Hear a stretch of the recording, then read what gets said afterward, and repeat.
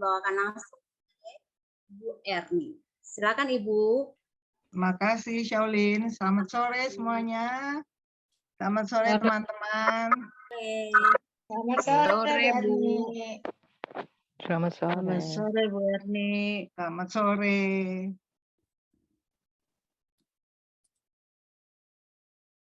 Temanya hari ini yaitu kita dipanggil dan diutus untuk mewartakan kerahiman Tuhan. Ya, kita ambil dari kitab Matius 10 ayat 7 sampai 15. Boleh Shaolin bantu baca ya? Iya Ibu. Bab 10 ayat 7. Pergilah dan beritakanlah, kerajaan surga sudah dekat. Sembuhkanlah orang sakit, bangkitkanlah orang mati, tahirkanlah orang kusta, usirlah setan-setan. Kamu telah memperolehnya dengan cuma-cuma, karena itu berikanlah pula dengan cuma-cuma. Janganlah kamu membawa emas atau perak atau tembaga dalam ikat pinggangmu. Janganlah kamu membawa bekal dalam perjalanan. Janganlah kamu membawa baju 2 helai, kasut, atau tongkat, sebab seorang pekerja patut mendapat upahnya. Nah, Kodabrang. Apabila kamu masuk kota atau desa, carilah di situ seorang yang layak dan tinggallah padanya sampai kamu berangkat. Apabila kamu masuk rumah orang, berilah salam kepada mereka. Jika mereka layak menerimanya, salammu itu turun ke atasnya. Jika tidak, salammu itu kembali kepadamu. Dan apabila seorang tidak menerima kamu dan tidak mendengar perkataanmu, keluarlah dan tinggalkanlah rumah atau kota itu, dan kebaskanlah debunya dari kakimu. Aku berkata kepadamu, sesungguhnya pada hari penghakiman tanah Sodom dan Gomora akan lebih ringan tanggungannya daripada kota itu. Demikianlah sabda Tuhan. Terpujilah Kristus. Teman-teman, pada minggu ini kita semua bacaannya adalah tentang perutusan. Perutusan kita sebagai murid Yesus. Ya, pada saat kita diutus, kita diberi apa sama Tuhan Yesus nih kan? Pergilah dan berikanlah kerajaan surga sudah dekat. Diberi kuasa untuk menyembuhkan orang sakit, membangkitkan orang mati, mentahirkan orang kusta, juga dapat mengusir setan-setan. Nah, yang saya garis bawain di sini, kamu telah memperolehnya dengan cuma-cuma. Karena itu, berikanlah pula dengan cuma-cuma. Nah, kita memperoleh ini semuanya dengan cuma-cuma dari Tuhan. Tuhan nggak minta balas jasa dari kita atau minta balasan dari kita. Asal kita mau dan kita mau melakukan apa yang diperintahkan Tuhan. Ya. Nah, di sini ya, kita sudah diberi dengan cuma-cuma, maka layak nggak kita mengucap syukur kepada Tuhan? Ya, ini yang seharusnya kita syukurin, mengucap syukur kepada Tuhan. Tadi judulnya kan kita mewartakan kerahiman Tuhan, dipanggil dan diutus untuk mewartakan kerahimannya. Ya, kita senantiasa diberi kerahiman Tuhan. Tiap hari kalau kita berdosa, pasti Tuhan mau mengampuni. Nah, itu kita harus mengucap syukur kepada Tuhan bahwa kita selalu diberi yang terbaik buat kita. Maka kita harus senantiasa mengucap syukur. Ini saya ambil dari 1 Korintus 1 ayat 4. Aku senantiasa mengucap syukur kepada Allahku, karena kamu atas kasih karunia Allah yang dianugerahkannya kepada kamu dalam Kristus Yesus. Jadi kita layak kita mengucap syukur karena Tuhan memberikan kita kasih karunia atau rahmat yang selalu dicurahkan Tuhan kepada diri kita setiap waktu dan setiap saat. Ya. Nah, setelah kita diberi rahmat, apa yang akan kita lakukan? Yaitu tadi kan kita diberi dengan cuma-cuma, maka kita harus membagi dengan cuma-cuma, yaitu dengan berbagi. Ya, dari 2 Korintus 9 ayat 7. hendaklah masing-masing memberikan menurut kerelaan hatinya. Jangan dengan sedih hati atau karena paksaan, sebab Allah mengasihi orang yang memberi dengan sukacita. Nah, ini dalam suatu pelayanan atau dalam suatu kita mau berderma, kita harus memberikannya dengan kerelaan hati. Karena kita tahu bahwa apapun yang kita terima bukan usaha kita sendiri. Semua diperkenankan Allah terjadi pada diri kita semua. Maka kita harus berbagi ya mengenai kerahiman. Allah mengampuni segala dosa kita kan.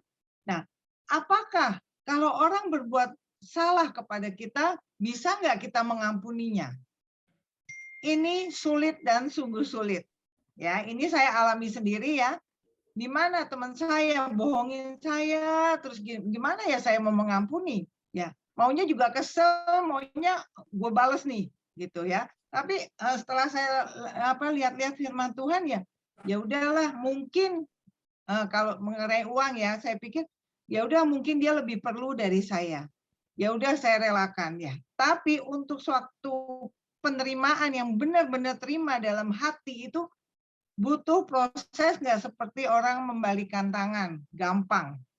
Ya karena kita kesel kan. Gue cari uang nih, usaha sendiri dengan bekerja keras, dengan banting tulang, dia pinjem enak-enak aja gitu. Pasti ada kekecewaan dan kadang-kadang kesel juga ya kalau pas inget orangnya. Memang di mulut bilang, iya saya lupakan, tapi pada saat kita ketemu orangnya nggak mungkin kita akan lupa begitu saja.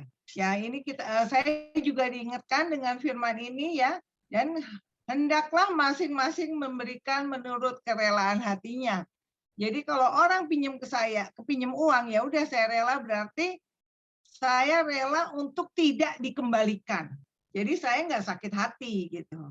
Ya, selain kita berbagi, kita juga harus mempunyai rendah hati. Karena di Efesus 2 ayat 8 sampai 9, karena dengan kasih karunia kamu telah diselamatkan melalui iman. Itu bukan hasil usahamu, tetapi pemberian Allah. Itu bukan hasil pekerjaanmu. Jadi jangan ada orang yang membanggakan diri. Ya, diingatkan oleh Tuhan. Jadi semua apapun yang kita terima, ya, itu bukan hasil usaha saya, bukan hasil usaha kita semua, tetapi Tuhan memberikan. Ya, seperti kita melakukan dosa berkali-kali, Tuhan selalu memberi pengampunan. Bisakah kita memberi pengampunan terus-terusan kepada orang? Seperti Petrus bertanya, Tuhan berapa kali sih aku mengampuni orang? 70 kali 7 kali. Maksudnya jangan dihitung ya. Tapi sebagai manusia yang masih ada dagingnya ini sulit sekali. Tapi kita harus selalu berjuang, dan untuk menghilangkan itu butuh suatu proses. Pernah saya ngaku dosa sama Romo, saya bilang, Romo susah. Memang nggak gampang Bu, katanya. Susah, tapi berusaha. Nggak mungkin hilang dalam waktu 1 tahun, 2 tahun, 5 tahun. Itu akan bisa sampai 5-6 tahun, itu akan hilang sedikit demi sedikit. Ya, tapi kita harus terus berjuang karena kita percaya bahwa Tuhan memberikan itu untuk rela nggak sih kita nih? Rela nggak kita dipinjemin uang, atau rela nggak ya kita dikata-katain orang, dijelek-jelekan orang, ya? Itu semua kita terima, ya. Karena kita percaya bahwa Tuhan Yesus saja datang ke dunia kan, diapain tuh? Ya, diludahin, disalibkan, tapi nggak ada balas, nggak ada kata-kata. Tapi sebagai manusia, pada saat kita disakiti, kita pasti otomatis mau membalas begitu saja. Benar kan Bapak Ibu? Nah, di ayat 11, apabila kamu masuk ke kota atau desa, carilah di situ orang yang layak dan tinggallah padanya sampai kamu berangkat. Jadi kalau kita diterima, ya kita nginap di situ, dan kalau apa yang kita lakukan itu baik, maka orang akan menerima.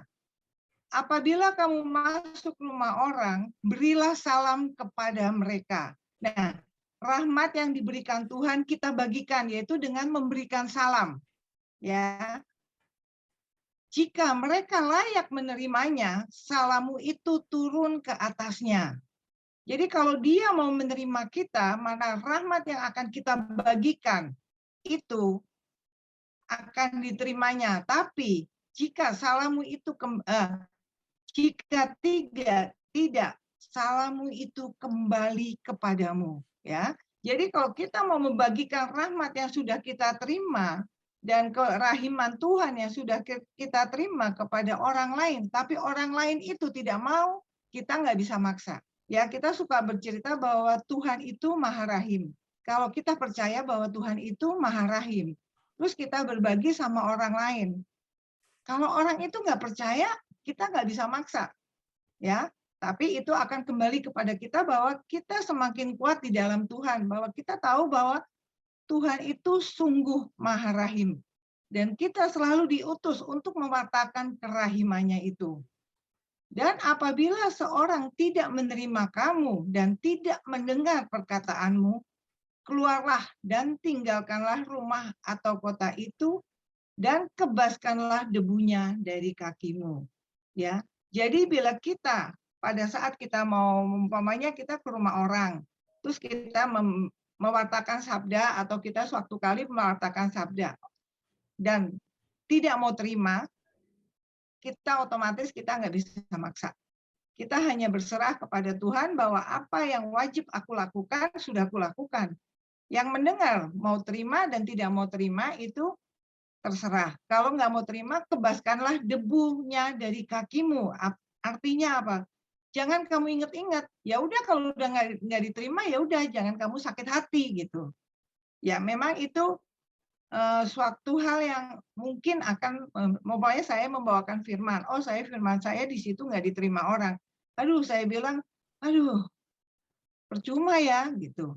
Pasti ada kekecewaan di dalam hati saya. Tapi saya akan berusaha bahwa, oh itu jalan Tuhan. Mungkin saya akan diuji atau ya udah kalau kamu emang nggak diterima, ya udah yang penting bukan untuk kemuliaan diri saya, tapi untuk kemuliaan Tuhan. Dan pada saat orang itu nggak mau terima, ya sudah gitu. Maksudnya kebaskanlah debu kakimu, kamu jangan dendam, jangan iri, atau jangan mau nggak mau lagi ke situ, atau ya udah deh gue ngambek gitu. Ya itu yang maksudnya Tuhan, kebaskanlah debu dari kakimu. Jadi kita nggak boleh pada saat kita melayani dan kita tidak terima, ya udah kita terima saja. Ya Tuhan Yesus kan juga begitu. Ya nggak diterima ya sudah. Ya kita memberi kepada orang mereka yang menerima kita. Aku berkata kepadamu, sesungguhnya pada hari penghakiman tanah Sodom dan Gomora akan lebih ringan tanggungannya daripada kota itu. Jadi Tuhan memberikan bahwa di kota itu banyak orang yang menolak dia dan dia bilang lebih ya tanggung penghakimannya lebih daripada di Sodom dan Gomora. Ya, jadi dari perikop ini dan dari judul ini nih dipanggil dan diutus untuk mewartakan kerahiman Tuhan. Kita semua adalah devosan kerahiman ilahi. Jadi kita dipanggil untuk mewartakan kerahiman segala apapun yang kita lakukan, selalu harus mencerminkan bagaimana Tuhan di dalam hati kita. Dan semoga renungan saya pada sore hari ini bisa menguatkan kita semua. Begitu pula saya menyadarkan saya bahwa Tuhan itu memberi kamu dengan cuma-cuma. Kamu juga harus berikan kepada orang dengan cuma-cuma. Jangan mengharapkan suatu imbalan apapun. Terima kasih. Semoga semuanya kita diberkati oleh Tuhan Yesus. Amin. Amin. Terima kasih Bu Erni. Terima kasih Bu Erni atas renungannya yang sangat menguatkan. Tema hari ini dipanggil dan diutus mewartakan kerahimannya. Jadi memang benar ya Ibu Erni, saya sangat setuju sekali dengan artikel yang sudah Ibu Erni tampilkan pada hari ini bahwa kita sudah diberi dengan cuma-cuma. Apalah artinya saya Cil? Tuhan ya, hanya setitik debu gitu istilahnya. Kita mau apa? Kita sampaikan dalam doa permohonan kita, masalah dikabulkan atau enggak kan itu istilahnya cuma-cuma dari pemberian Tuhan. Memang juga kita plus dikombinasikan dengan kerja keras dan juga semua kita realisasiin dalam perbuatan kita sehari-hari. Dan juga saya sangat tertarik dengan ini ayat dari 2 Korintus ayat 9 bab 9 ayat 7, Berbagi, hendaklah masing-masing memberikan menurut kerelaan hatinya, jangan dengan sedih hati atau karena paksaan, sebab Allah mengasihi orang yang memberi dengan sukacita. Jadi kadangkala kalau misalkan pengen berbagi kepada sesama kita gitu, jadi nggak usah dipandang besar nominalnya gitu. Yang penting kita dengan ikhlas hati, seperti itu ya Bu Erni ya. Iya, terima kasih Bu Erni. Firman-Nya sungguh sangat menguatkan. Dan Ibu yang terkasih, sekarang saatnya kita akan masuk sesi dokumentasi untuk hari ini. Kita open cam dulu ya. Kita open cam. Kita mau masuk dalam acara foto bersama. Ibu Feli, silakan.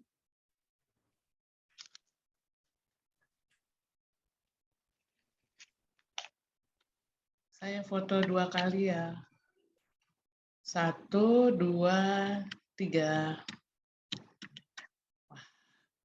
Slide pertama terbuka semua. Terima kasih Bapak Ibu. Sekarang saya lanjut slide kedua.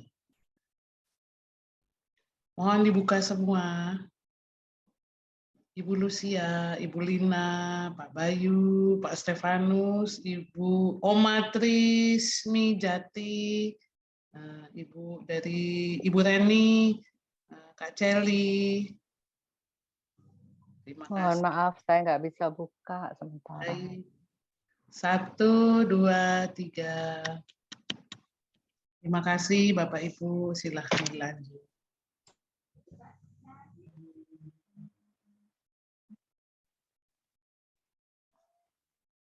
Boleh saya lanjut?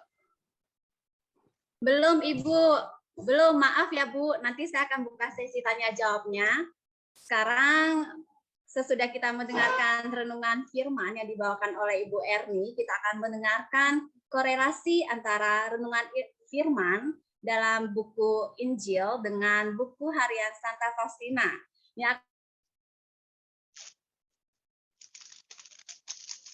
Ibu Faria. Silakan Ibu Faria. Baik, terima kasih Shaolin. Selamat sore teman-teman semua. Kita jumpa lagi. Ibu. Selamat sore Bu Faria. Sore semua. Ya, saya share screen dulu ya. Apakah sudah terlihat? Sudah. Belum. Belum ada, Van. Masih Belum. baju merah sama kembang-kembang merah. Sebentar. Share screen.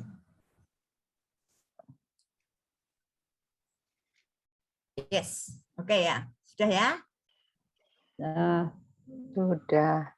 Ya, baik.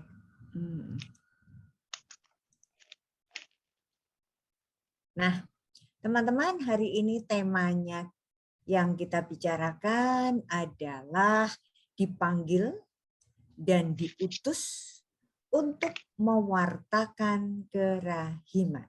Ya.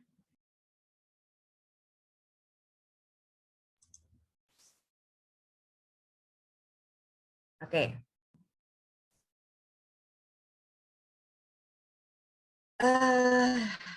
Tadi Ibu Erni sudah menjelaskan tentang Injil yang dibacakan.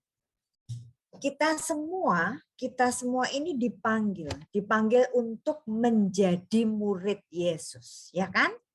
Sejak kita dibaptis. Nah, dibaptis itu tanda kita menjawab panggilan Allah. Ya, karena Allah mengatakan bukan kamu yang memilih aku, tetapi aku yang memilih kamu. Jadi kita sudah dipanggil dan kita menjawab iya Tuhan. Ya kan? Nah, lalu kita diangkat menjadi anaknya. Kemudian kita juga diutus. Nah, ada tugas perutusan. Dan tugas perutusan ini berlaku untuk semua orang. Bukan hanya untuk romo, suster, frater, yang berjubah putih, bukan. Tapi kita semua. Nah, kita mau sama-sama mengingat tugas kita. Ya, tadi sangat jelas dikatakan, pergilah dan beritakanlah. Kerajaan Allah sudah dekat. Ini tugas kita, teman-teman. Kita tidak boleh diam di tempat, tetapi kita disuruh pergi dan beritakanlah. Ya. Nah, kemudian kita mau lihat apa yang dialami oleh Santa Faustina. Ya.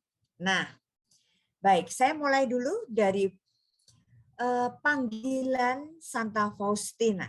Ya, baik. Siapa yang mau membacakannya? Silahkan. Boleh saya? Boleh, silahkan. Kemudian aku mendengar kata-kata ini. Pergilah segera ke Warsawa. Di sana engkau akan masuk biara. Aku beranjak dari doaku, pulang ke rumah dan mengemasi barang-barang yang perlu kubawa. Sejauh aku dapat, aku menceritakan kepada saudara-saudariku apa yang terjadi di dalam jiwaku. Aku mengatakan kepadanya untuk menyampaikan selamat tinggal kepada orang tua kami, dan dengan demikian, dengan hanya membawa pakaian yang aku kenakan tanpa membawa barang lain apapun, aku tiba di Warsawa. Ya, baik. Terima kasih, Ibu. Nah, teman-teman, yang mau saya soroti adalah bagaimana Tuhan memanggil Santa Faustina, ya, memanggil sekaligus mengutus. Pergilah segera, ya. Untuk apa? Santa Faustina dipanggil untuk masuk ke biara, ya, untuk menjadi suster, ya. Itu dipilih. Faustina dipilih untuk menjadi seorang suster, biarawati, masuk biara. Tapi sekaligus dia dikasih tugas pergi. Nah, kemudian Faustina menjawab panggilan dan benar-benar mengikuti apa yang diperintahkan Tuhan. Nah, sekarang kita lihat lagi. Ayo, silakan. Yang mau membaca langsung aja siap buka mic-nya.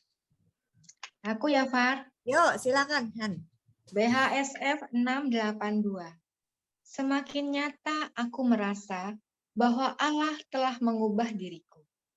Semakin besar keinginanku untuk membenamkan diri dalam keheningan.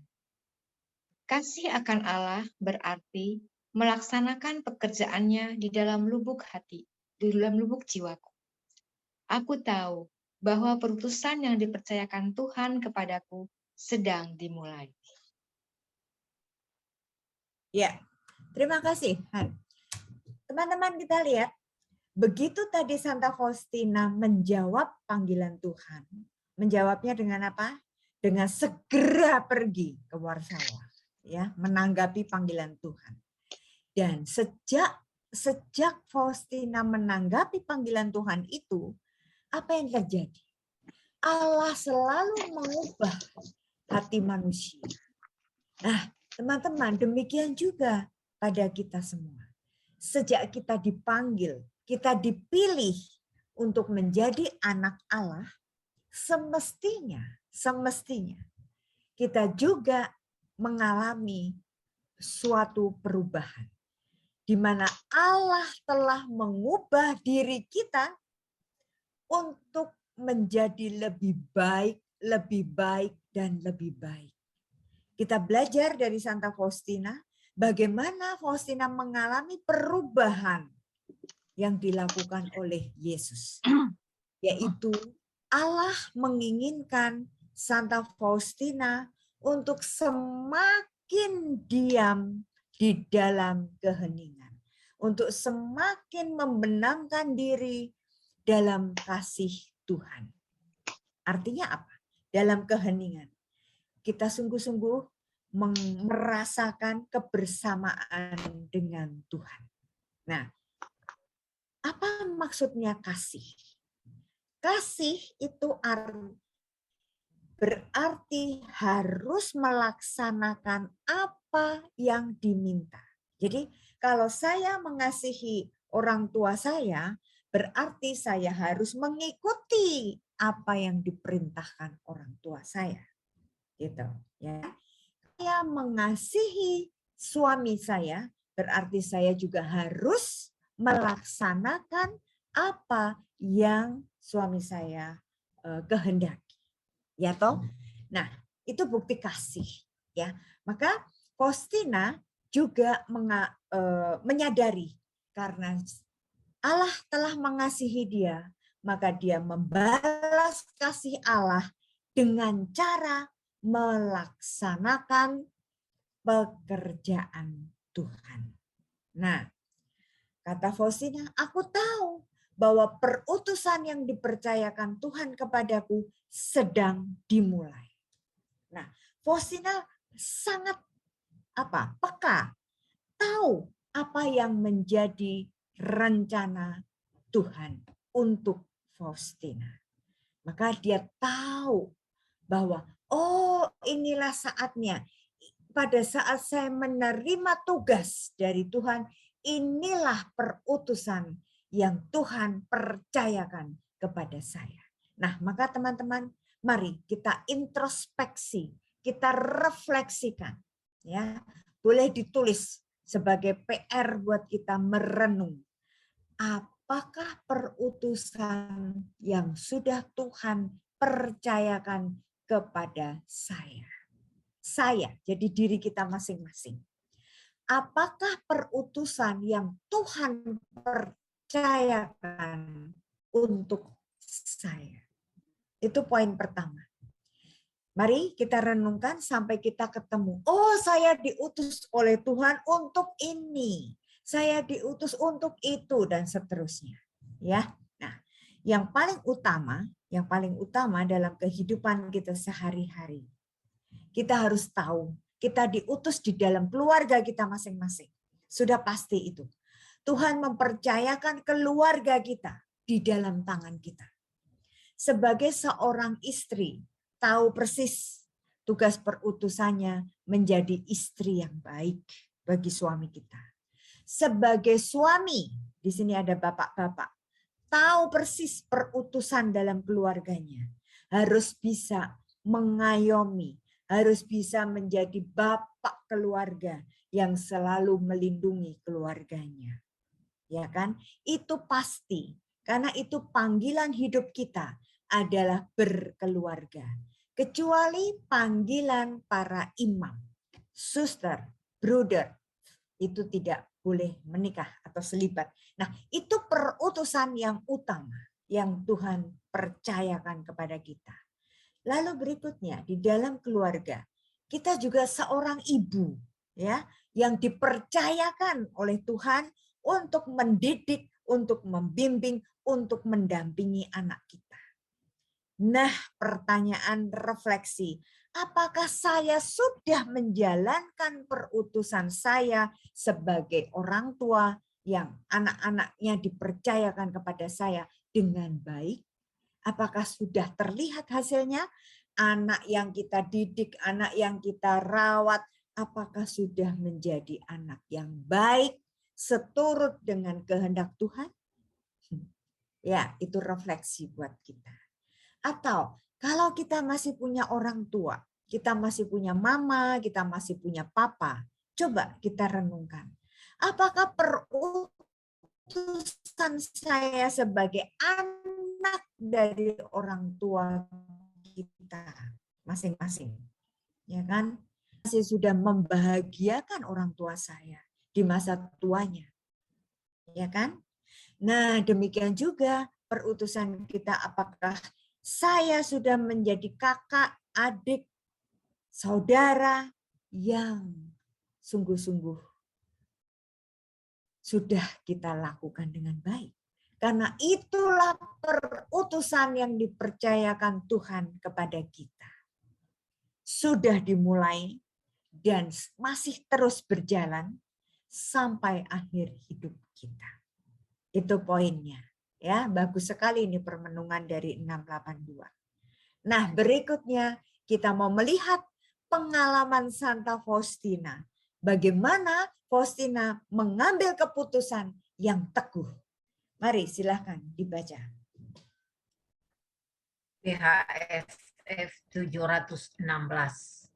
Oh Yesusku, pada saat ini juga aku mengambil keputusan yang teguh dan abadi berkat kekuatan rahmat dan kerahiman-Mu, yaitu setia kepada rahmat-Mu yang paling kecil.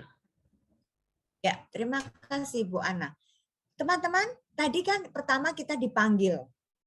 Ya, kata Yesus, bukan kamu yang memilih aku, tapi aku yang memilih. Kita dipilih. Kemudian kita dikasih kebebasan untuk menjawab panggilan Tuhan. Nah, untuk menjawab panggilan itu, yang pertama, yang utama adalah kita harus berani mengambil keputusan yang teguh. Sekali jawab ya. Sekali kita jawab iya, seumur hidup kita harus mempertanggungjawabkan keputusan kita yang teguh itu. Ya, jadi mari kita belajar seperti Santa Faustina. Aku mengambil keputusan yang teguh dan abadi. Teguh dan abadi. Sekali ya tetap ya sampai akhir hidup kita. Berkat pertolongan, kekuatan rahmat dan kerahiman. Teman-teman ingat, setiap kali kita diutus, itu Tuhan tidak pernah membiarkan kita dengan tangan kosong. Tetapi setiap perutusan selalu diikuti dengan apa? Diberi kuasa. Lihat bacaan yang kemarin. Yesus memilih 12 muridnya untuk pergi berdua-dua.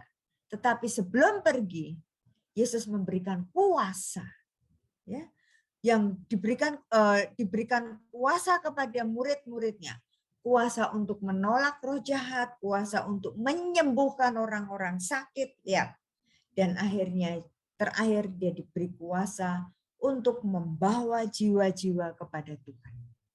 Nah, teman-teman, Faustina mengatakan, aku mengambil keputusan yang teguh dan abadi bukan karena kekuatannya sendiri.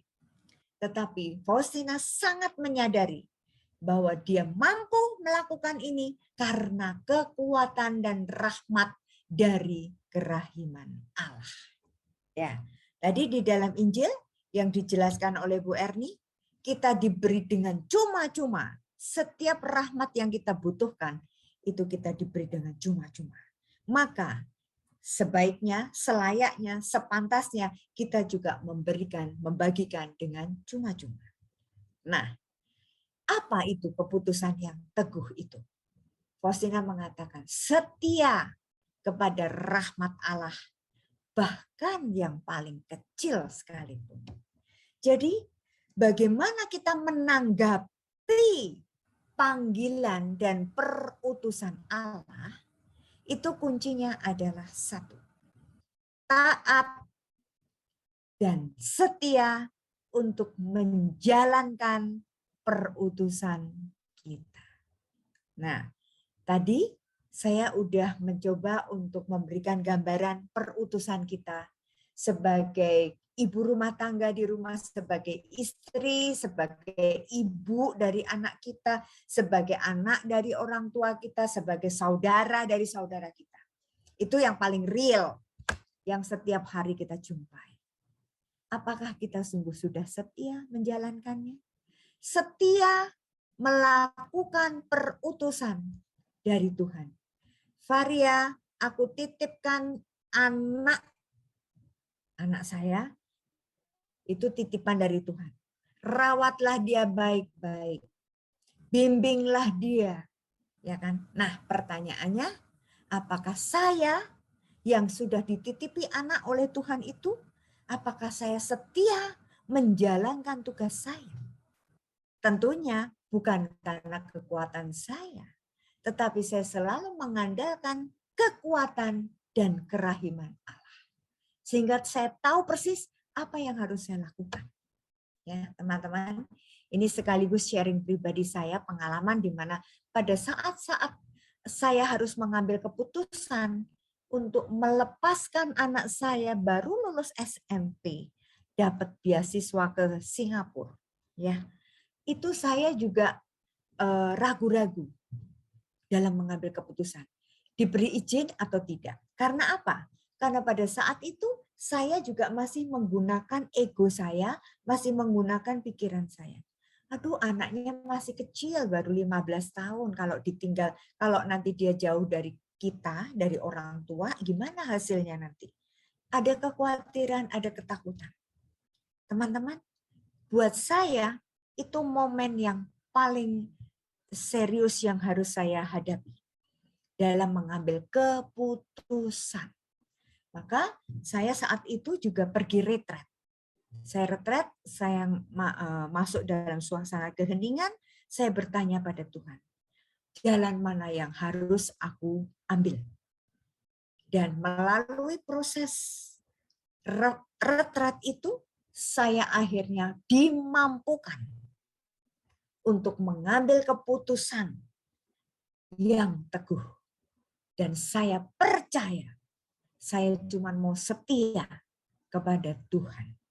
Kalau Tuhan yang memberi kesempatan anak saya mendapat beasiswa, saya yakin Tuhan jugalah yang akan menjaga anak ini. Tuhan juga yang akan menuntun anak saya.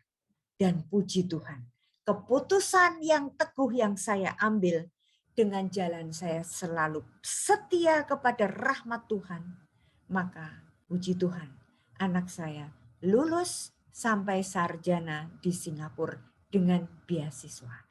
Dan sekarang sudah bekerja. Maka saya mengatakan, wow, puji Tuhan.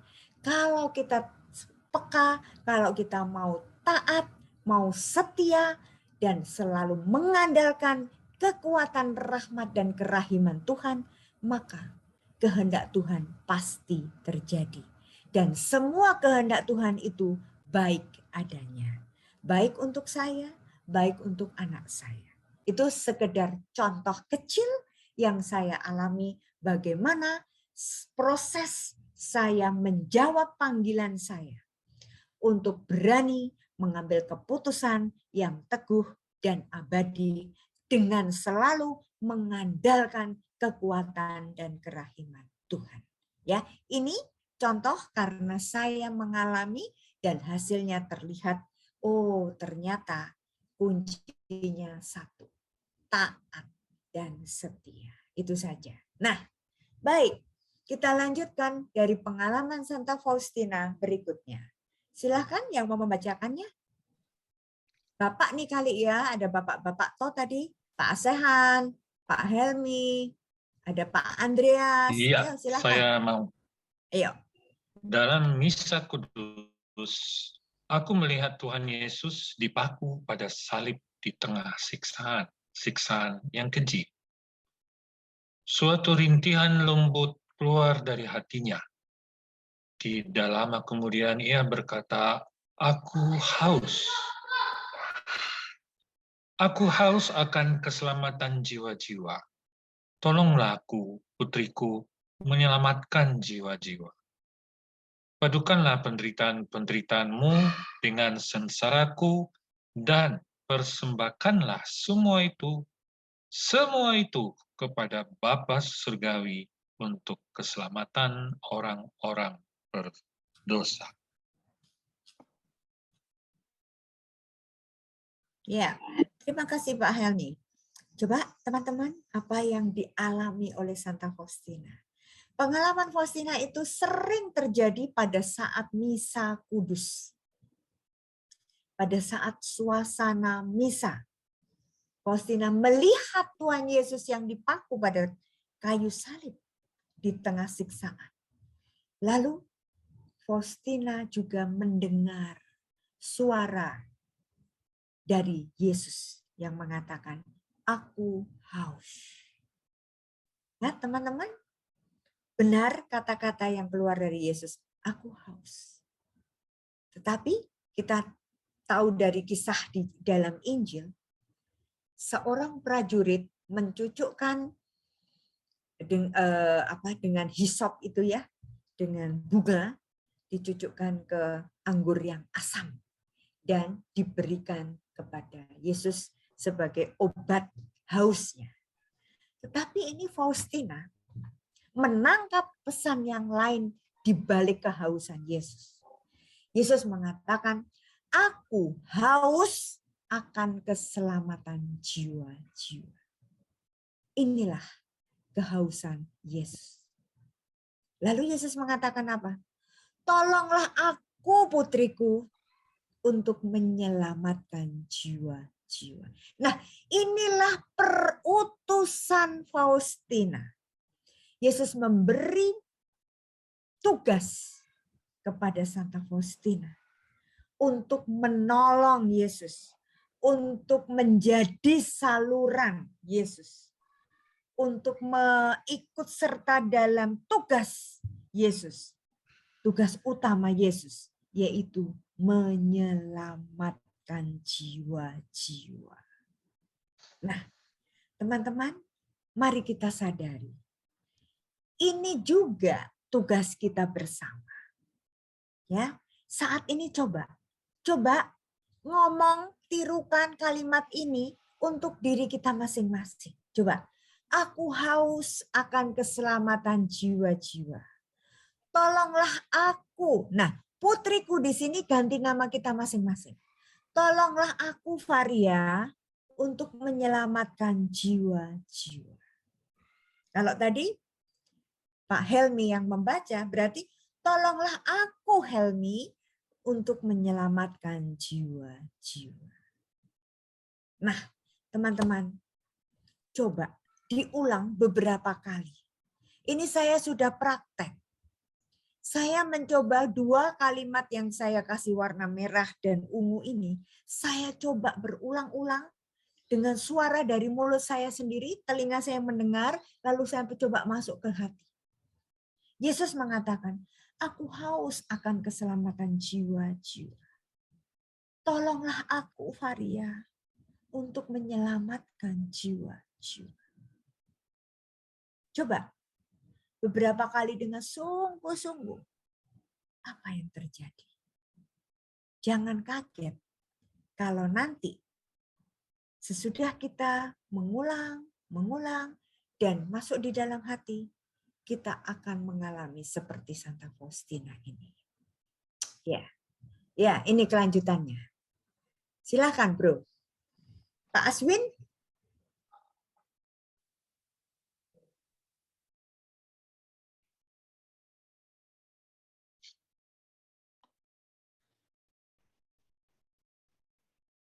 Saya, Bu, ya.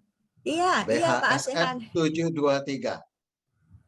Hari ini aku mendengar kata-kata ini. Rahmat yang aku berikan kepadamu bukan untuk dirimu sendiri, tetapi juga untuk sejumlah besar jiwa lain. Hatimu adalah tempat kediamanku yang lestari, meskipun sangat papalah engkau. Aku menyatukan diriku denganmu, menghapus kepapaanmu, dan memberikan kerahimanku kepadamu. Aku melaksanakan karya-karya kerahiman di dalam setiap jiwa.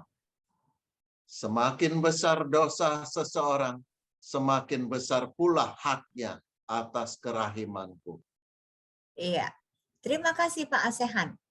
Teman-teman, mari kita lihat sekarang. Yesus mengatakan apa? Rahmat yang aku berikan kepadamu bukan untuk dirimu sendiri. Nah loh, kita diajak untuk menyadari bahwa kalau kita menerima rahmat dari Tuhan, itu bukan semena-mena, bukan semata-mata untuk saya. Tetapi kita diajak untuk apa?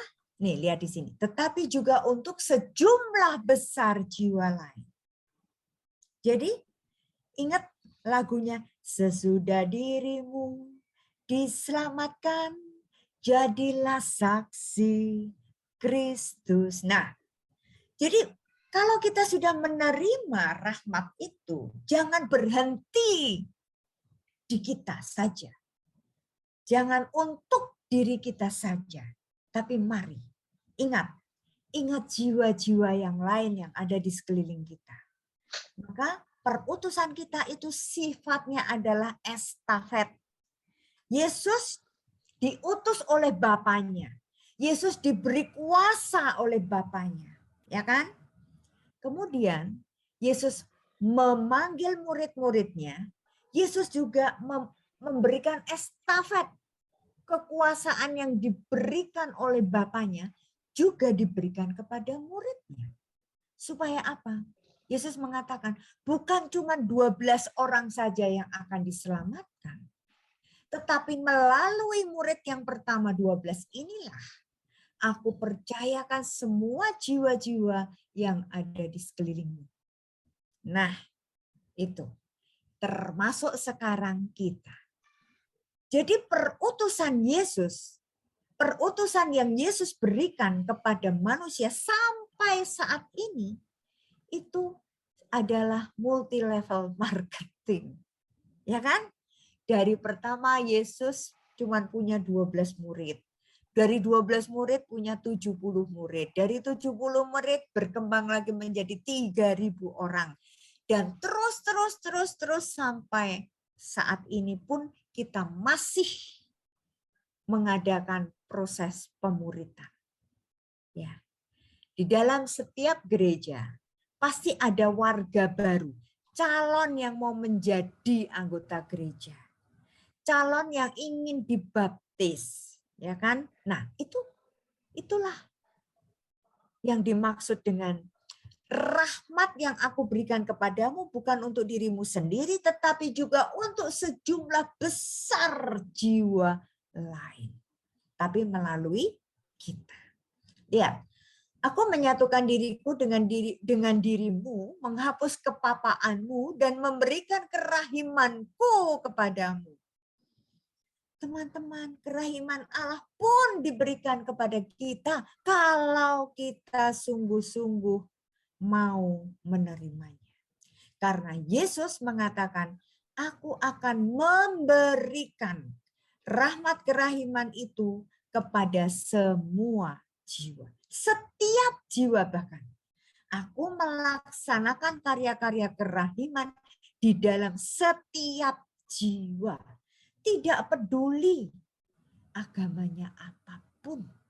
Tapi setiap jiwa itu Allah melalui Yesus Kristus ingin melaksanakan karya keselamatan. Jadi yang mau diselamatkan bukan hanya orang-orang Katolik dan Kristen, tetapi semua jiwa. Ya. Nah, itu kerinduan, itu kehausannya Yesus. Yang tadi Yesus mengatakan, aku haus untuk menyelamatkan jiwa-jiwa. Nah, teman-teman, semakin kita dituntun mengerti apa yang dimaksud dengan Yesus memilih dan mengutus kita semua untuk mewartakan kerahiman Allah. Karena Yesus sendiri yang minta supaya kita mewartakan kerahiman Allah. Kenapa? Karena Yesus mengatakan, aku melaksanakan karya-karya kerahimanku di dalam setiap jiwa. Tidak ada terkecuali. Nah, lalu, ini saya langsung baca aja. Ini terusannya. Yesus mengatakan, kerahimanku diteguhkan untuk setiap karya tanganku. Ia yang berharap pada kerahimanku tidak akan binasa. Karena semua masalahnya akan menjadi masalahku. Dan musuhnya akan tercerai-berai di bawah tumpuan kakiku. Aduh teman-teman, ini janji yang luar biasa. Kalau kita mau berharap kepada kerahiman Allah, kalau kita mau percaya kepada kerahiman Allah, itu kita tidak akan binasa. Ingat, Yesus mengatakan apa? Di Yohanes 3 ayat 16. Karena begitu besar kasih Allah kepada dunia ini, maka ia mengaruniakan Yesus sang putranya yang tunggal, supaya barang siapa percaya kepadanya tidak binasa, melainkan memperoleh hidup yang kekal. Percaya. Ini bahasa translated-nya apa? Terjemahannya dari bahasa Polandia. Trust, percaya bisa, berharap juga bisa. Ya, maka jangan kaget nanti kalau ada gambar kerahiman yang bawahnya Yesus, aku berharap kepadamu. Karena ini masalah terjemahan dari bahasa Polandia. Tetapi kalau kita yang di Keuskupan Agung Jakarta itu sudah ditetapkan oleh Bapak Kardinal Suharyo, Yesus engkaulah andalanku. Nah, ya. Jadi teman-teman, kita yang mengandalkan kerahiman Tuhan, don't worry. Jangan khawatir dengan apapun juga. Bahkan jaminannya sangat jelas. Tidak akan binasa. Melainkan memperoleh hidup yang kekal. Dan ini istimewanya lagi. Lihat ya teman-teman. Ini juga saya senang. Tuhan mengatakan begini. Siapa yang berharap, siapa yang percaya, siapa yang mengandalkan kerahiman Tuhan, nggak usah takut. Karena semua masalahnya, masalah kita semua itu juga akan menjadi masalahnya Tuhan. Keren kan? Dan musuhnya akan tercerai-berai. Kita nggak usah pusing-pusing menghadapi musuh kita. Karena kita punya Tuhan yang luar biasa. Kita tinggal pegangan aja, pegangan Tuhan aja. Jangan dilepas. Dan di dalam Injil juga dikatakan, kalau kamu di pihakku, kata Tuhan, siapa yang sanggup melawan kamu? Musuh-musuh kita tercerai-berai, lari, tunggang langgang, kalah. Karena apa? Karena yang menghadapi musuh-musuh kita itu bukan kita, tetapi Tuhan sendiri yang menghadapinya. Masalahmu, Varia, bukan masalahmu, tetapi akan menjadi masalahku. Yes, itu. Maka saya setiap menghadapi masalah, saya punya keyakinan, saya tinggal angkat tangan. Menyerahkan masalah saya kepada Tuhan. Tuhan, inilah masalahku. Lalu saya ingat ini. Yesus mengatakan apa? Tenang, Varia. Aku akan ambil alih masalahmu. Dan saya akan membereskannya. Dan saya yakin dia tak pernah gagal. Karena dia Allah. Nah, enak kan jadi muridnya Yesus? Enak banget. Orang tinggal menyerahkan masalahnya. Tuhan, saya punya masalah ini. Saya angkat tangan. Biar Tuhan yang menyelesaikan. Nanti kalau ada waktu, saya minta Pak Asehan untuk sharing lagi. Kemarin Pak Asehan sudah sharing di dalam kelompok kami yang men-sharingkan tentang ini. Menyerahkan masalahnya kepada Tuhan, dan Tuhan ambil alih masalahnya. Dan Tuhan yang membereskannya. Keren banget, ya kan? Oke, yes. Mari kita baca yang nomor berikutnya. Silakan. Saya ya, Bu. Yuk, silakan. BHSF 1074. Ketika aku pergi untuk adorasi, aku mendengar kata-kata ini. Putriku, putriku terkasih, tulislah kata-kata ini. Hari ini hatiku telah beristirahat di dalam biara ini. Beritakanlah kerahimanku dan kasihku kepada dunia. Api kerahiman berkobar-kobar di dalam diriku. Aku ingin menumpahkannya ke atas jiwa-jiwa manusia. Oh, betapa sedihnya penderitaan yang mereka tampakkan padaku apabila mereka tidak mau menerimanya. Putriku, lakukanlah apa saja yang dapat engkau lakukan untuk menyebarkan deposi kepada kerahimanku. Terima kasih, Bu. Terima kasih. Maaf, saya nggak bisa lihat tadi siapa yang baca ya. Suara siapa saya belum kenal. Saya Erni Jati, Bu. Oh iya, Bu Erni. belum terlalu familiar. Baik, terima kasih Bu Erni. Teman-teman, mari kita lihat. Yesus mengutus Santa Faustina. Semakin spesifik lagi perutusannya, makin jelas. Putriku terkasih, tulislah kata-kata ini. Hari ini hatiku telah beristirahat di dalam biara ini. Kemudian Faustina mendengar Yesus mengatakan apa? Beritakanlah kerahimanku dan kasihku kepada dunia. Teman-teman, Faustina hidupnya di biara. Tetapi Yesus memberikan perutusannya bukan cuma di lingkungan biaranya saja loh. Malah disuruhnya ke dunia. Dunia itu berarti luas kepada semua orang. Beritakanlah kerahimanku dan kasihku kepada dunia. Teman-teman, ini juga yang menjadi perutusan untuk kita. Ya, kita yang sudah mengenal kerahiman Allah, kita yang mengaku sebagai para devosan kerahiman Allah, maka jangan sampai lupa perutusan ini. Tugas kita semua, beritakanlah kerahimanku dan kasihku ya, kepada dunia. Kasih dan kerahiman Allah tidak bisa dipisahkan. Di mana ada kasih, di situ ada kerahiman. Di mana ada kerahiman Allah, pasti itulah kasih Allah. Nah, jadi teman-teman, mari sadari bahwa tugas perutusan kita adalah memberitakan kerahiman dan kasih Allah kepada dunia. Dunia itu berarti semua orang.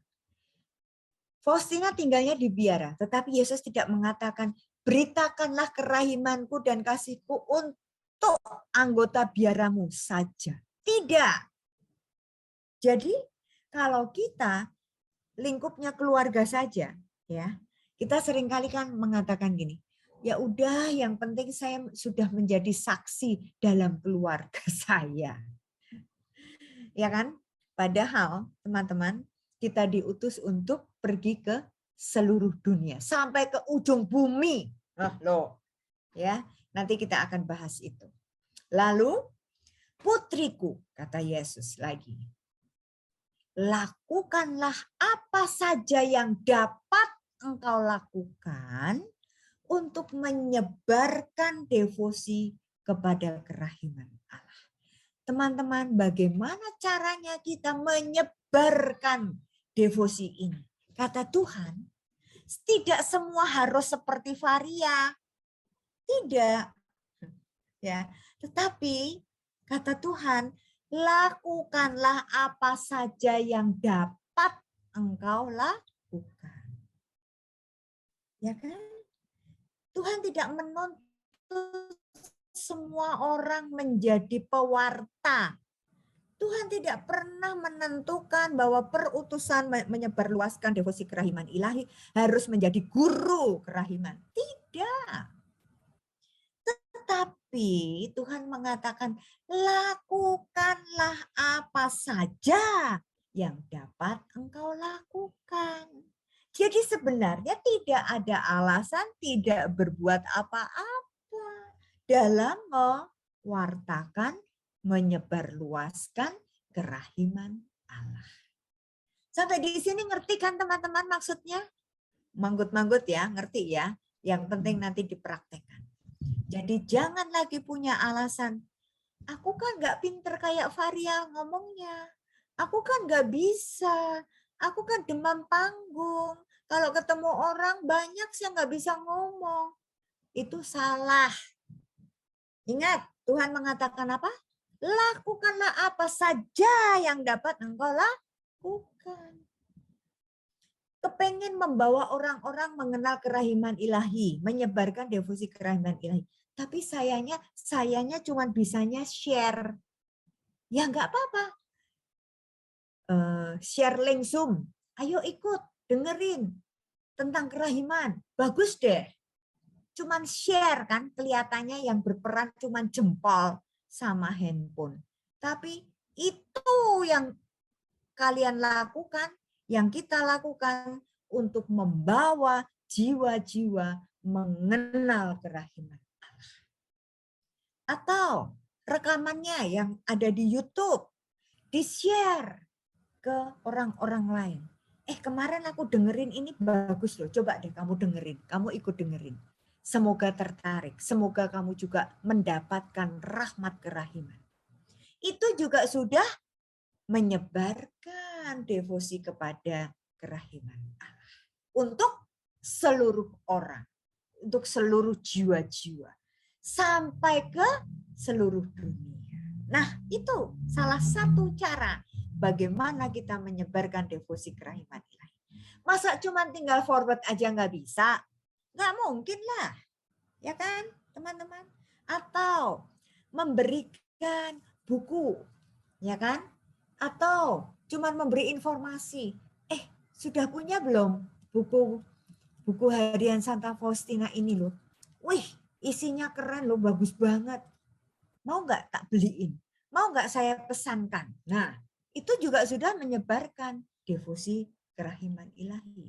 Atau membagikan flyer-flyer tentang kerahiman ilahi. Atau mengajak doa. Yuk kita berdoa bersama. Karena dia belum tahu tentang doa koronka, ya udah saya pimpin ya doa koronka. Lama-lama orang juga penasaran akan tanya, tadi tuh doanya doa apa sih kok saya baru tahu? Nah, di situ teman-teman bisa masuk bagaimana menjadi rasul kerahiman Allah. Jadi teman-teman, tidak ada alasan apapun untuk mengatakan saya tidak bisa. Nggak boleh ya. Mulai saat ini baca itu.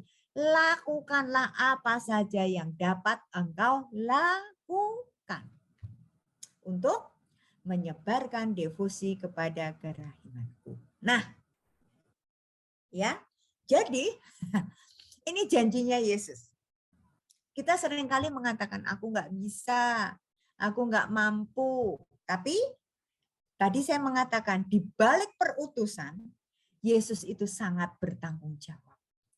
Yesus mengatakan, aku akan menggenapi apa yang tidak dapat engkau lakukan. Nah, nggak usah takut. Ya, ini juga pengalaman saya, teman-teman. Emangnya saya pernah bermimpi untuk menjadi rasul kerahiman sampai saat ini dengan cara seperti ini? No way, nggak pernah. Ya kan? Tetapi tadi, apa yang bisa aku lakukan, akan aku lakukan. Selebihnya tanggung jawab Tuhan. Yang penting 3 huruf. M-A-U. Oke Tuhan, aku mau. Akhirnya Tuhan mengatakan, Varia, gak usah khawatir, gak usah takut. Aku, kata Tuhan, akan menggenapi apa yang tidak dapat engkau lakukan.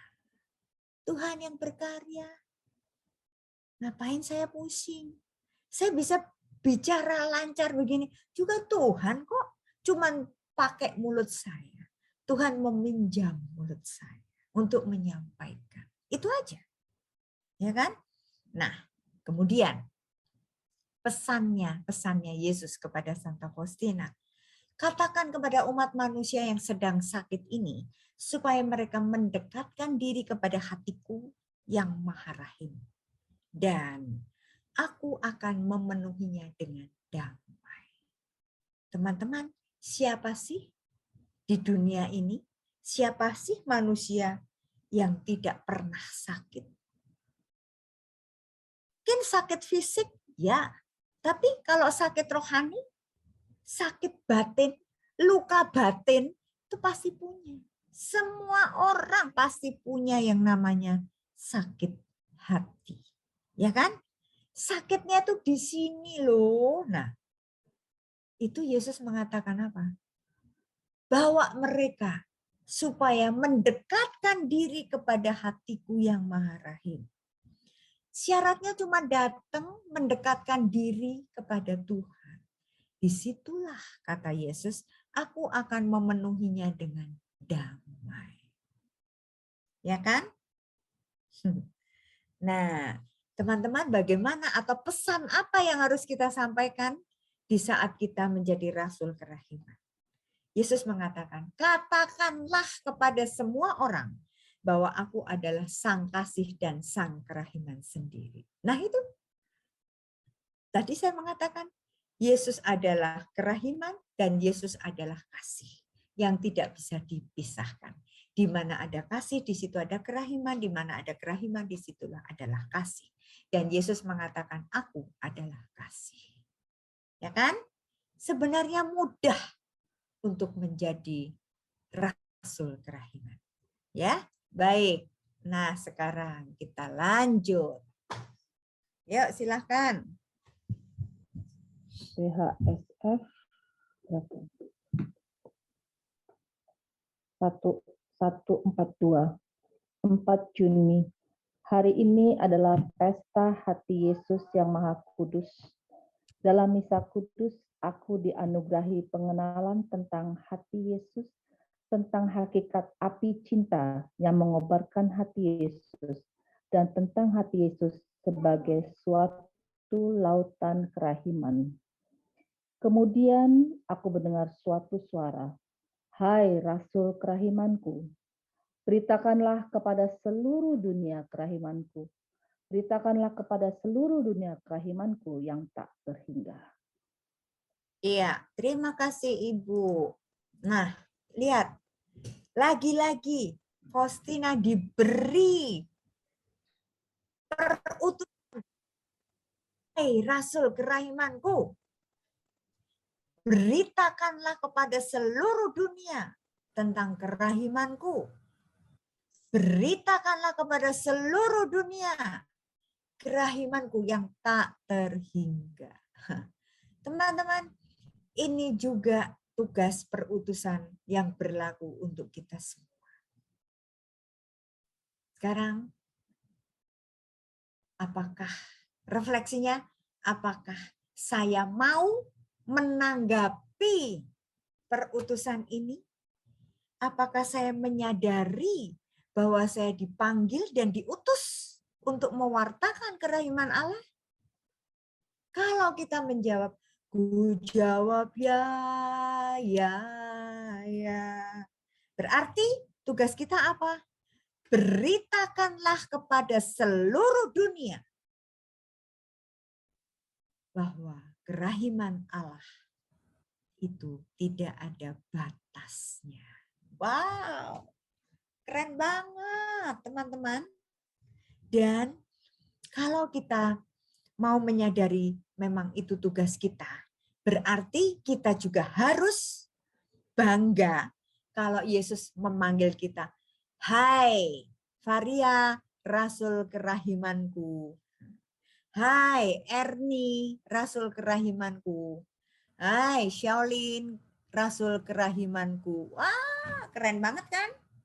Hai Pak Asehan sebagai Rasul kerahimanku. Wah, keren banget. Tapi jangan cuma berhenti di kerennya. Tugasnya adalah beritakanlah. Bagaimana kita memberitakan? Itu tadi saya sudah memberi contoh. Lakukanlah apa yang kita bisa lakukan. Ya, oke. Nah, ini nasihat-nasihatnya. Yesus menasihati Faustina, ya. Ayo coba silakan. Shaolin, boleh dibacakan Shaolin? Jangan berkecil hati karena kesulitan-kesulitan yang engkau hadapi dalam memberitakan kerahimanku. Kesulitan-kesulitan yang menyebabkan hatimu sedemikian pedih ini memang diperlukan sebagai sarana pengudusanmu dan sebagai bukti bahwa karya ini adalah karyaku. Putriku, cermatlah dalam menulis setiap kalimat yang kukatakan kepadamu mengenai kerahimanku, sebab kata-kataku ini dimaksudkan untuk banyak jiwa yang akan memetik manfaat darinya. Ya, terima kasih Shaolin. Teman-teman, di saat kita melangkah untuk melaksanakan tugas perutusan kita. Itu tidak mudah. Sering kali kita menghadapi kesulitan, tantangan, rintangan. Karena apa? Hambatan-hambatan itu banyak banget. Yang mau menjegal kita itu banyak. Yaitu roh-roh jahat, iblis yang tidak suka karena banyak orang yang akan diselamatkan. Ya kan? Nah, tapi Yesus mengatakan apa? Jangan berkecil hati. Jangan sampai mutung. Jangan khawatir dengan masalah yang kita hadapi. Karena ada tujuannya. Tujuan yang pertama, masalah-masalah kesulitan-kesulitan itu akan dibutuhkan, justru dibutuhkan untuk kita sebagai sarana pengudusan diri. Hendaklah kamu kudus seperti Bapa yang kudus. Bagaimana cara menguduskan diri? 1, sangkal diri. 2, pikul salib. 3, berjalan mengikuti Yesus. Nah, semoga teman-teman kita berani, semakin berani untuk menghadapi kesulitan di saat kita mewartakan kerahiman Allah. Emangnya Maria nggak pernah ngalami kesulitan? Banyak banget. Semakin saya punya kerinduan untuk membawa jiwa-jiwa mengenal Allah yang Maha Rahim, di situ muncul berbagai macam godaan, kesulitan. Orang-orang yang pengen menyingkirkan saya banyak banget. Tapi nggak apa-apa kata Tuhan. Don't worry. Putriku, kata Tuhan, cermatlah dalam menulis setiap kalimat yang kukatakan kepadamu mengenai kerahimanku. Ini catatan harian Faustina ini yang nyuruh nulis adalah Yesus sendiri. Tulislah. Kenapa harus ditulis? Supaya banyak jiwa akan memetik manfaat dari tulisan ini. Dan benar sekali teman-teman. Kita semua mengenal tentang kerahiman ilahi. Kita semua tahu pesan-pesan Allah. Semuanya dari apa yang tertulis di dalam buku harian Santa Faustina ini. Inilah kerja kerasnya Suster Faustina. Ya, pada saat dia harus menuliskan, dicemooh oleh suster-suster lain, dianggap orang gila karena tulisan-tulisan di sini adalah bagaimana pengalaman pribadi Faustina berjumpa dengan Yesus, ngobrol dengan Yesus, dan suster-suster yang lain mengatakan dia gila. Dia berhalusinasi. Oh, halu lo. Dia mimpi lo, mimpi di siang hari bolong. Begitu katanya, ya. Tapi berkat tulisan ini, betul, kalau kita juga memetik manfaatnya. Saya kalau nggak baca buku harian Santa Faustina, mana saya tahu tentang kerahiman. Pak Stefan Lex bisa menyebarluaskan kerahiman ilahi ini karena membaca tulisan Santa Faustina ini. Ya kan? Demikian juga kitab suci. Bagaimana kita bisa mengenal Yesus kalau kita tidak pernah membaca kitab suci? Nggak mungkin. Ya, maka kitab suci itu wajib dibaca. Kalau kita masuk ke dalam difusi kerahiman ilahi, kita juga wajib membaca surat cinta yang ditulis oleh Faustina. Yes. Oke, lanjut. Silahkan. Saya Bu. Yo. PHSF 1396. Hari ini aku mendengar suara di dalam jiwaku. Oh, seandainya para pendosa mengenal kerahimanku, pastilah mereka tidak akan binasa dalam jumlah yang begitu banyak. Katakanlah kepada jiwa-jiwa yang berdosa, supaya jangan takut menghampiri aku. Katakan kepada mereka bahwa kerahimanku sangat besar. Ya, terima kasih, Sean. Coba lihat teman-teman. Yesus mengatakan, oh, seandainya para pendosa mengenal kerahimanku, pasti mereka tidak akan binasa dalam jumlah yang banyak. Yesus itu sedih kalau hanya satu orang saja yang tidak mau menerima kerahiman, itu Yesus sudah sedih banget. Karena apa? Karena Yesus itu selalu punya kerinduan yang sangat besar untuk menyelamatkan semua jiwa. Ya, sampai satu jiwa, satu domba yang tersesat, itu pun Yesus rela meninggalkan yang 99, mencari yang satu, menggendongnya dibawa pulang, diselamatkan. Maka teman-teman, tugas kita adalah mengatakan kepada jiwa-jiwa, kepada semua orang, untuk jangan takut menghampiri Tuhan. Ya. Katakanlah bahwa kerahimanku sangat besar, tidak ada batasnya. Teman-teman, seringkali dalam kehidupan kita, ya, dalam persahabatan kita, atau kita punya teman yang mengatakan, aduh, aku sudah puluhan tahun loh nggak ngaku dosa. Lalu kita tanya, kenapa? Malu sama pastornya.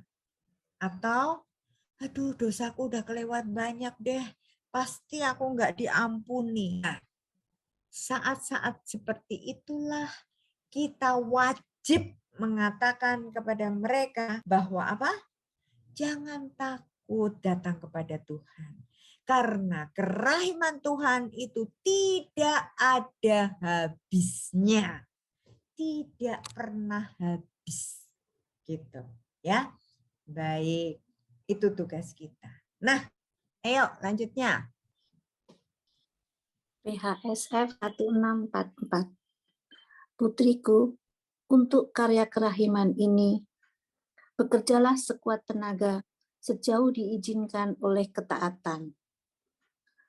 Paparkanlah dengan jelas kepada Bapak pengakuanmu permintaanku yang paling terusan. Bagaimanapun mereka tidak boleh lalai. Tetapi laksanakanlah segala sesuatu dengan setia.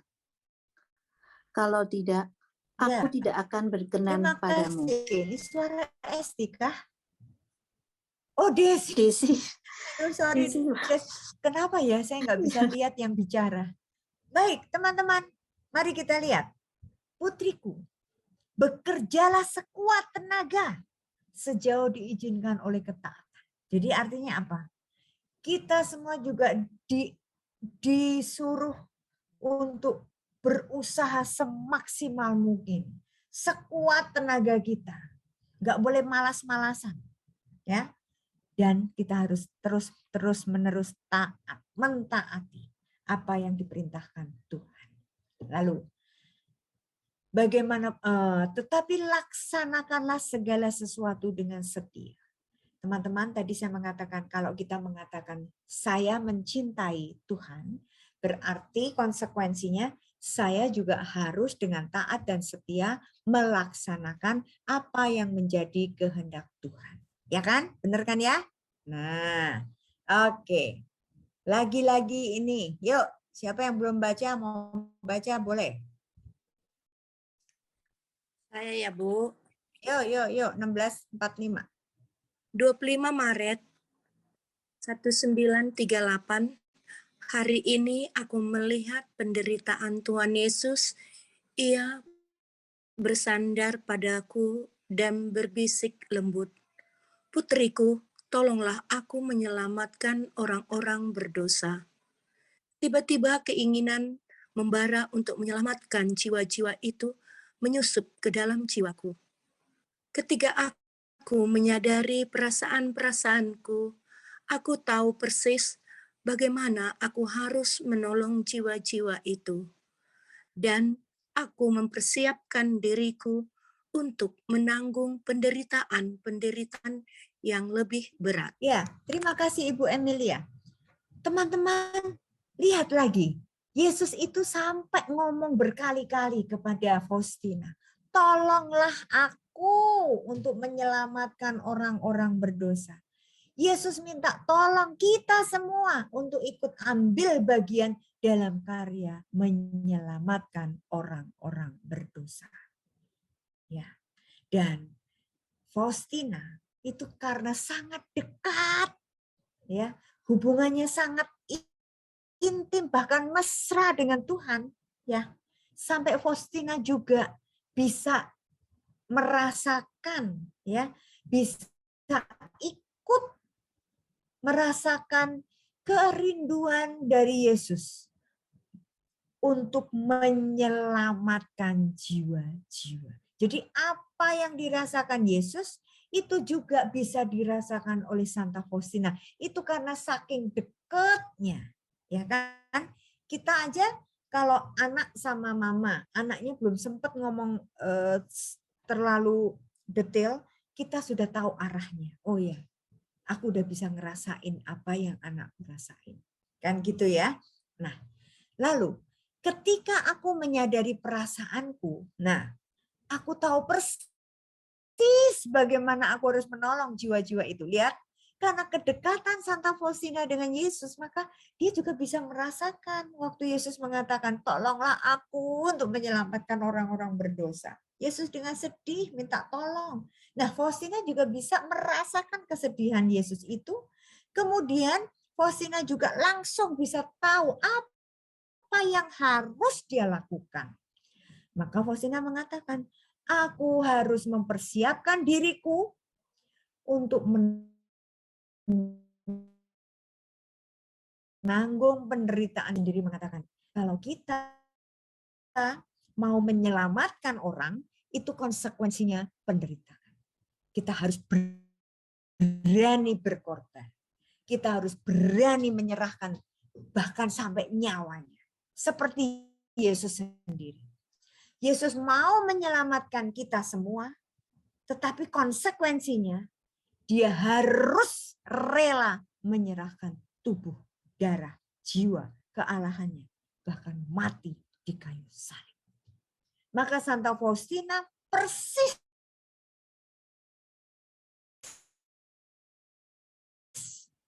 tahu harus mempersiapkan diriku untuk menanggung penderitaan yang lebih berat. Teman-teman, seringkali dalam perutusan itu diikuti dengan penderitaan. Ya. Setiap kali ada orang sharing, kita seringkali mendengar. Terus semakin berkarya di ranah gereja, aku semakin menderita. Lihat apa tadi yang dikatakan Tuhan? Itu menjadi sarana pengudusan dirimu. Aduh, berat. Jadi ikut Tuhan itu harus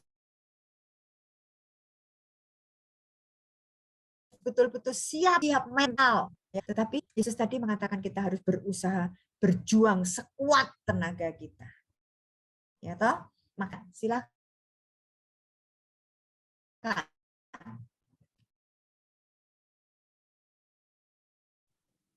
Ya saya Bu,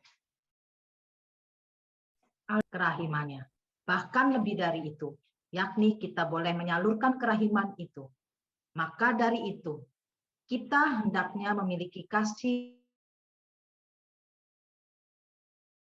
yang besar terhadap setiap jiwa, mulai dengan jiwa-jiwa yang terpilih dan sampai pada jiwa-jiwa yang belum mengenal Allah. Dengan doa dan mati raga, kita harus menemukan jalan ke negara-negara yang paling terbelakang.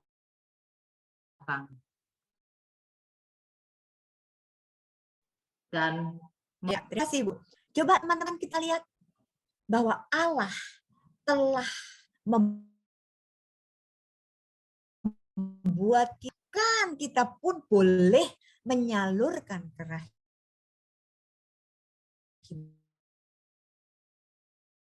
itu.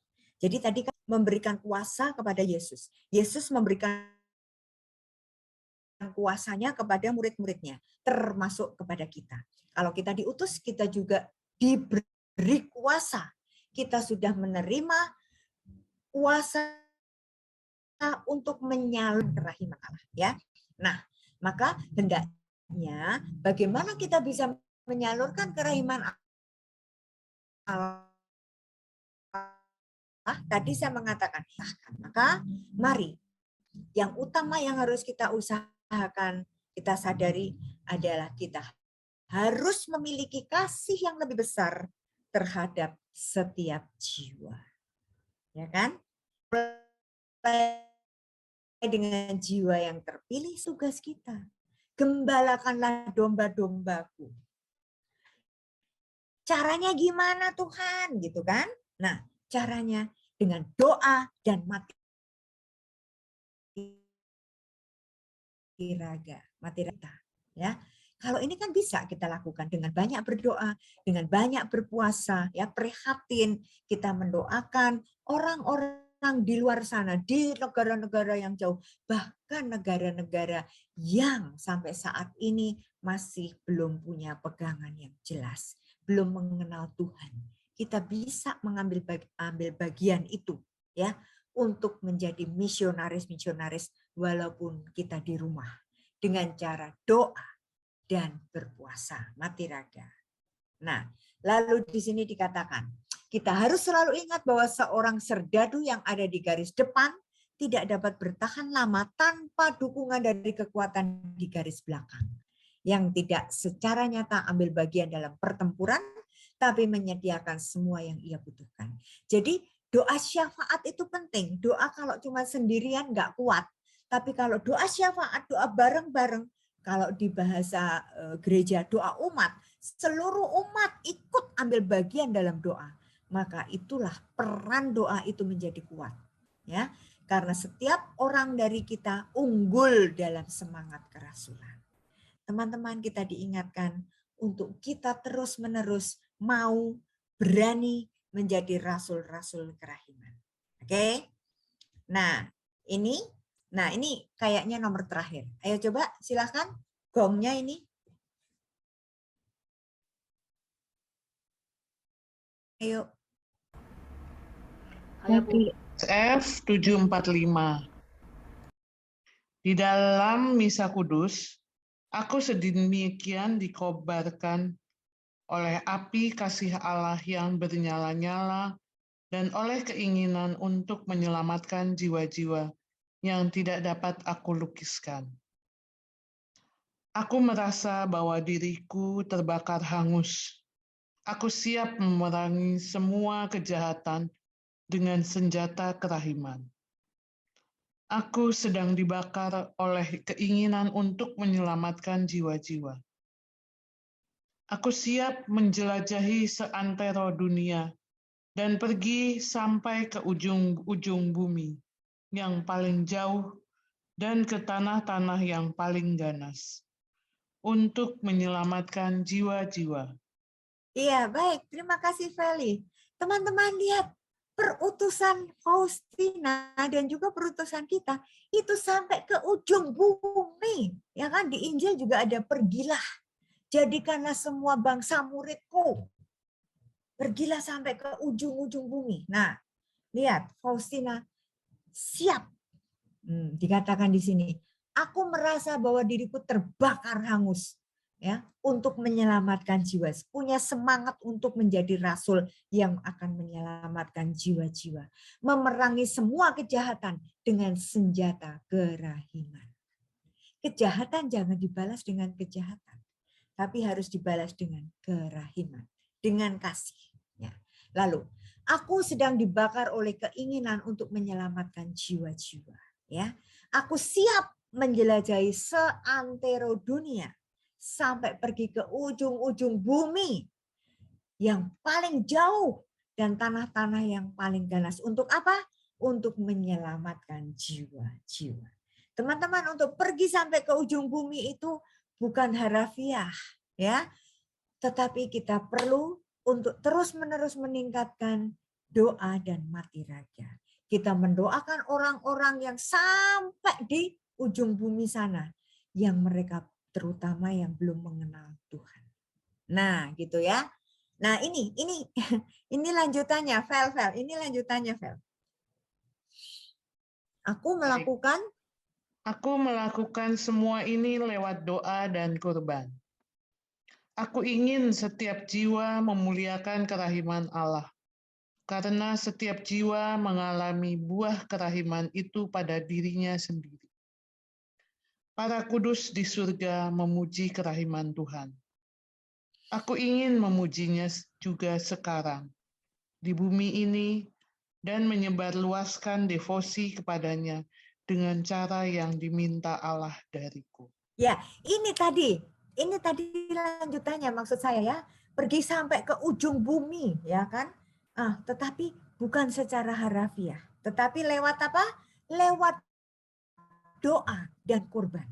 Apa yang menjadi kurban? Perasaan kita, ego kita, mati raga, ya itu perlu pengorbanan. Cinta tanpa pengorbanan sia-sia, nol besar.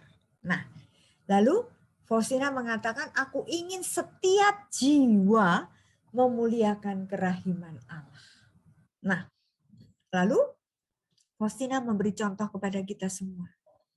Aku ingin memuji kerahiman Allah mulai dari sekarang.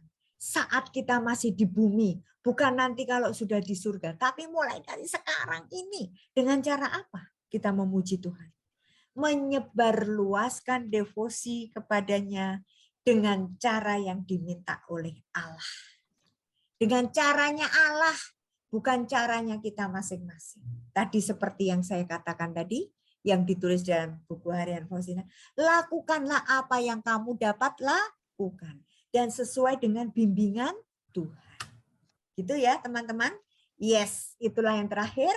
Asal apa saja yang akan kita lakukan, kita selalu mengandalkan Tuhan, ya. Kita jangan melepaskan genggaman kita dengan genggaman Tuhan. Maka semuanya pasti akan terjadi seturut kehendak Tuhan. Amin. Terima kasih. Ternyata panjang juga ya. Amin. Tapi seru kan? Seru, Bu. Terima kasih Ibu atas pembahasan harian semakin apa Pak Mor? Saya teman-teman yang ada di room ini. Tadi malam kan baru baca dari bannernya, temanya itu adalah dipanggil dan diutus mewartakan kerahimannya. Agak berat ya kalau kita baca dari temanya gitu. Apa sih yang kita bisa lakukan untuk menjadi seorang murid Yesus untuk mewartakan kerahimannya gitu ya. Sesudah mendengarkan pembahasan dari Ibu Faria, saya bisa menyimpulkan bahwa di dalam BHSF 1074 ini ada kalimat yang bunyinya seperti ini. Putriku, lakukanlah apa saja yang dapat engkau lakukan untuk menyebarkan devosi kepada kerahimanku. Jadi apa saja bisa kita lakukan dan itu menjawab pertanyaan saya akan tema yang akan diberikan pada hari ini. Terima kasih Ibu. Bapak dan Ibu yang terkasih, sekarang jam di rumah sudah menunjukkan pukul 16:57. Apakah ada yang ingin sharing atau ingin bertanya?